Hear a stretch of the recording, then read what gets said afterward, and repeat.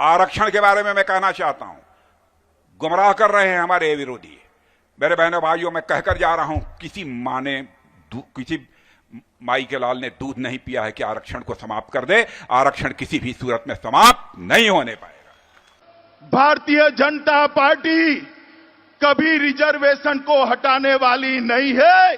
आज पूरे देश को ये गारंटी दे रहा है कि एसटी, एससी, ओबीसी और सामान्य वर्ग के जो गरीब लोग हैं, उनका जो आरक्षण है, जो संविधान के तहत मिला हुआ है, बाबा साहब आम्बेडकर के द्वारा मिला हुआ है, भारत की संसद ने दिया हुआ है, ये बीजेपी की गारंटी है, ये मोदी की गारंटी है, ये बीजेपी सरकार की गारंटी है कि धर्म के आधार पर किसी को भी एससी, एसटी, ओबीसी और जनरल के आरक्षण में से रत्ती भर भी हाथ नहीं लगाए दिया जाएगा।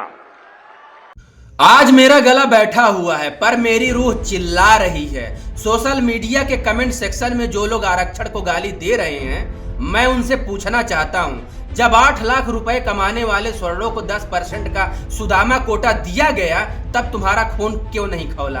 क्या वो आरक्षण नहीं था? हमारे समाज के बच्चे अपनी आंखों में सपने लेकर पढ़ते हैं, लेकिन तुम उन्हें कमेंट में भिखारी कहते हो। असली भिखारी कौन है? जो अपना हक मांग रहा है, या वो जो पिछले दरवाजे से लेटरल एंट्री और सुदामा कोटे के नाम पर डाका डाल रहा है? कुछ लोग कहते हैं कि आरक्षण 10 साल के लिए था। अरे वो ज्ञानी बाबा, ज्ञान बांटने वालों, 10 साल की बात राजनीति के लिए थी। लेकिन मैं पूछता हूं, क्या 70 सालों में तुमने जातिवाद खत्म किया? आज भी हमारे समाज के दूल्हे को घोड़ी से उतार दिया जाता है। आज भी हमारी बहन बेटियों के साथ हाथरस और बक्सर जैसी दरिंदगी होती है। आज भी मूछ रखने पर जान ले ली जाती है। आज भी कथा बाचने पर मूत्र का छिड़काव और मुंडन करवा दिया जाता है।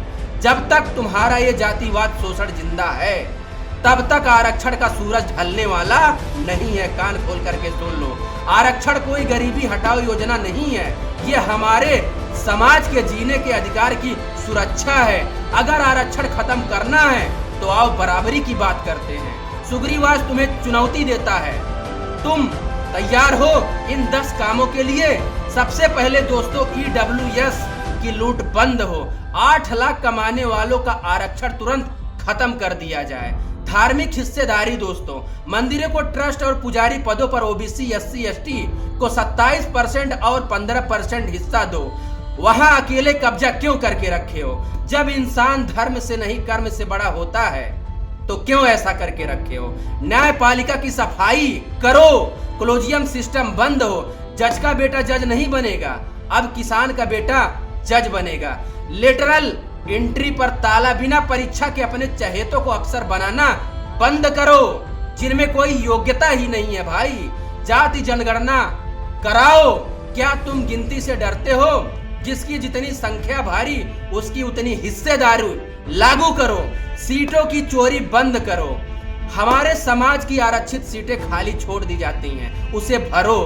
धर्म का धंधा बंद करो। मंदिर में फूल माला की दुकान पर सबका हक हो। जब चढ़ावा सबका धंधा है तो वहां ब्राह्मणों का एकाधिकार क्यों है? ये पाखंड बंद करो। शिक्षा का निजीकरण, सरकारी स्कूल कॉलेज बेचकर पिछड़ों को अनपढ़ रखने की साजिश बंद हो। संविधान सर्वोपरि है। देश किसी बाबा की पोथी से नहीं, बाबा साहब के संविधान से चलेगा।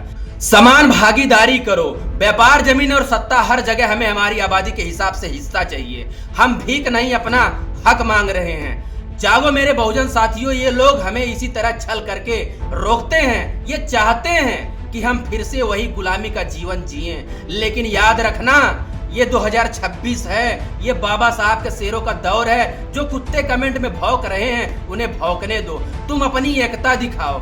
हम अब हक मांगेंगे नहीं, संविधान की ताकत से छीन लेंगे। जय भीम, जय संविधान।